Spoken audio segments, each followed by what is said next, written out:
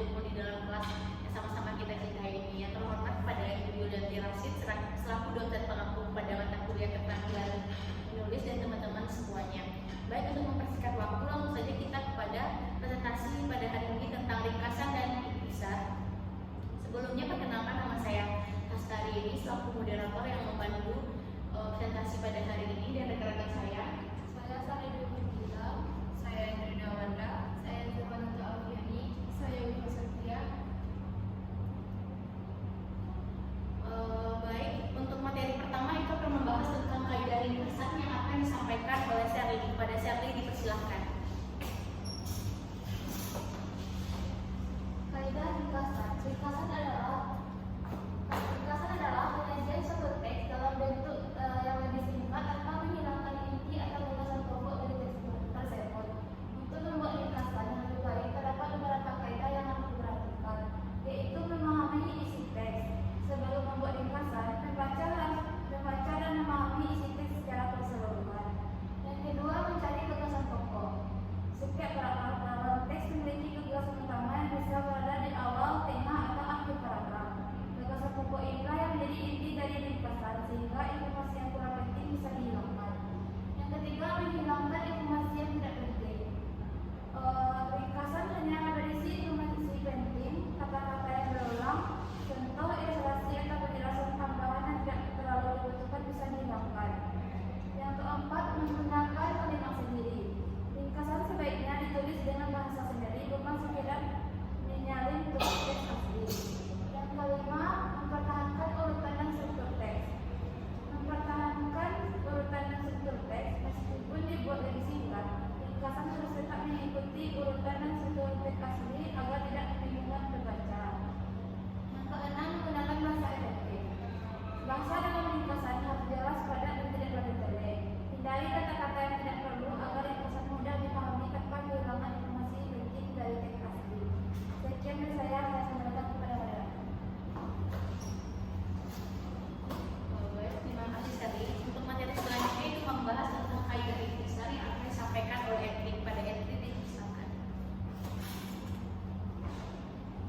Baik, di sini saya akan membahas mengenai kaidah ikhtisar. Yang pertama yaitu pengertian ikhtisar. Ikhtisar adalah bentuk ringkasan yang disusun dengan mengambil inti atau pokok-pokok dari suatu teks tanpa harus mengikuti urutan isi teks asli secara ketat.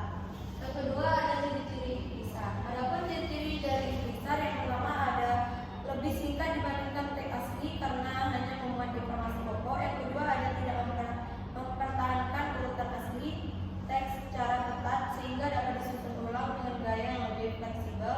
Yang ketiga, disusun dengan bahasa sendiri tanpa menyalin langsung kalimat dari teks sumber.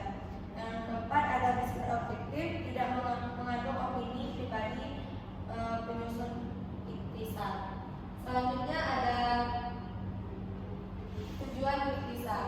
Adapun tujuan ikhtisar dibuat dengan tujuan yaitu pertama ada mempermudah pemahaman terhadap isi suatu teks panjang. Yang kedua ada menyajikan informasi secara lebih ringkas dan efektif. Yang ketiga ada memudahkan seseorang dalam mengingat isi pokok dari suatu bacaan. Dan yang keempat ada digunakan secara dasar dalam penyusunan laporan, makalah, atau diskusi akademik. Selanjutnya yaitu kaidah kebahasaan ikhtisar. Dalam penyusunan ikhtisar ada beberapa kaidah kebahasaan. Yang pertama ada menggunakan kalimat efektif. Kalimat harus ringkas, jelas, dan tidak bertele-tele. Yang kedua, hindari penggunaan kata-kata yang tidak perlu dan berulang. Dan yang ketiga yaitu menggunakan konjungsi atau kata hubung. Terakhir yaitu langkah-langkah dalam menulis ikhtisar. Yang pertama ada membaca dan memahami teks asli. Yang kedua ada menentukan pokok-pokok pikiran.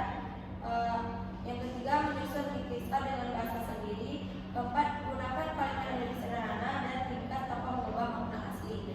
Yang kelima adalah mengevaluasi dan